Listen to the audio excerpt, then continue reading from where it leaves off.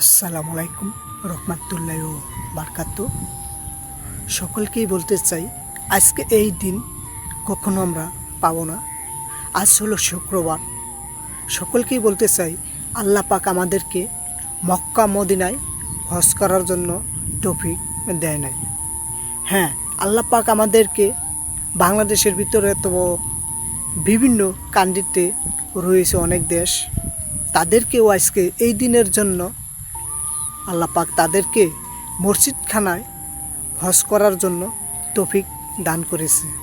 সকলকেই বলতে চাই আপনারা আজ দয়া করে আমার এই ভিডিওটি দেখবেন আর 2 রাকাত আজকে এই দিনেই নামাজ পড়বেন আর নিয়ত করবেন বেশিরভাগ আপনারা 5 ওয়াক্ত নামাজ পড়ার জন্য আদায় করবেন। আর বেশি করে আমার এই ভিডিওটি আপনারা যার যার মাধ্যম থেকে বেশি বেশি করে শেয়ার করবেন। আমি জানি এরকম ভিডিও আমি আপনাদের মাঝে কখনো আনতে পারিনি।